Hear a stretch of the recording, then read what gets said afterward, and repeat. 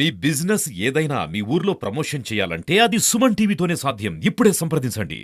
వేసవి సెలవుల అనంతరం 24-25 విద్యా సంవత్సరం 13వ తేదీ నుండి ప్రారంభించబడింది. ఆ తేదీ నుండి విద్యార్థులకు మరి పాఠశాలలకు అడ్మిషన్లు అన్నీ కూడా జరుగుతున్నాయి.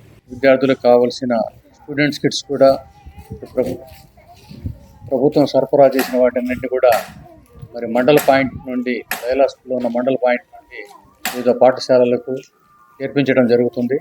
ఇప్పటి వరకు వినుకొండ మండలానికి సంబంధించి 85,000 పుస్తకాలు అవసరం కాగా 75,000 పుస్తకాలు ఇప్పటికీ స్టాక్ పాయింట్కి అందినాయి. వాటన్నిటిని కూడా ఆయా పాఠశాలలకు అందించడం జరిగింది.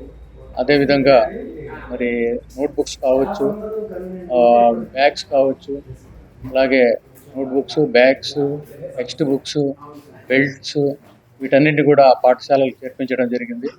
మరి పాఠశాలలో ఉన్న విద్యార్థులందరూ కూడా మరి పాఠశాలలకు తిరిగి పాఠశాలకు హాజరవుతున్నారు. అదేవిధంగా ఉపాధ్యాయులు కూడా మరి టైమింగ్స్ గతంలో సంవత్సరం అనుసరించిన టైమింగ్స్ ప్రకారం ఈ సంవత్సరం కూడా పాఠశాలకు హాజరవుతున్నారు. ఫేషియల్ అటెండెన్స్ కూడా ప్రతిరోజు వాళ్ళు తీసుకోవడం జరుగుతుంది.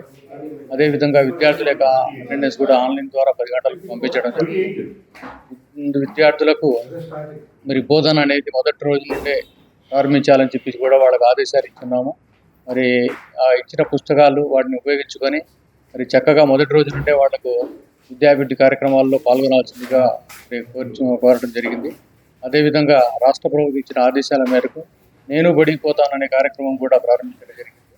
ఆ కార్యక్రమం ద్వారా ఎవరైతే బడిలో చేరలేదో, ఎవరైతే బడి మానేసి ఉన్నారో వాళ్ళందరినీ కూడా తిరిగి పాఠశాలలో చేర్చుకునే కార్యక్రమం కూడా ప్రస్తుతం నిర్వహించుతున్నాము.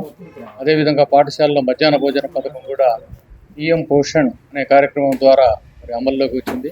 ఈ పిఎం పోషణ్ కార్యక్రమం ద్వారా విద్యార్థులకు మరి మధ్యాహ్నం భోజనం రుచి శుచి కలిగిన వేడి భోజనాన్ని మధ్యాహ్నం పాఠశాల అందించడం జరుగుతుంది.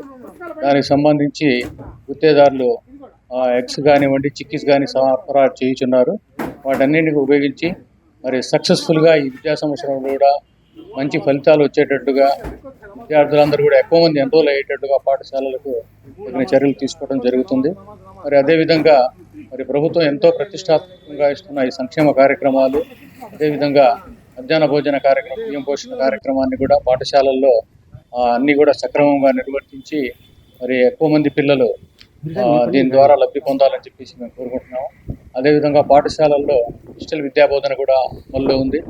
ఐఎఫ్ఎస్ ద్వారా మరి పాఠశాలలో ఐఎఫ్ఎస్ ద్వారా టీచింగ్ అనేది జరుగుతుంది. 8th క్లాస్ విద్యార్థుల దగ్గర ఉన్న ట్యాబ్స్ ఉన్నాయి. వాళ్ళ దగ్గర ఉన్న ట్యాబ్స్ని కూడా ఉపయోగించి మరి విద్యార్థులు చక్కగా చదువుకొని ప్రభుత్వ పాఠశాలల్లో మరి మంచి రిజల్ట్స్ తీసుకురావడం కొరకు మరి నాణ్యమైన విద్య వాళ్ళకు అందించడానికి ఉపాధ్యాయులు అందరూ సమిష్టిగా ప్రయత్నం చేయాలని చెప్పేసి ఆదేశిస్తున్నాము.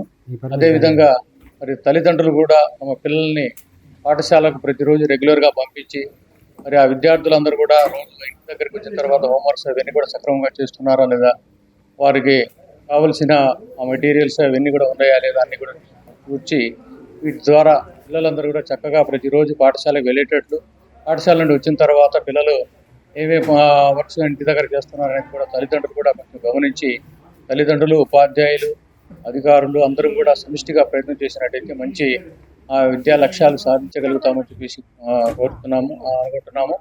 కాబట్టి ఇది అందరూ సమిష్టి కృషిగా భావించి మరి మంచి రిజల్ట్స్ తీసుకురావడానికి వినుకొండ మండలంలో ఉన్న దాదాపు ప్రభుత్వ పాఠశాలల్లో 11,000 మంది విద్యార్థులు అభ్యసిస్తున్నారు. వీరందరూ కూడా మంచి విద్యా బోధనను పొంది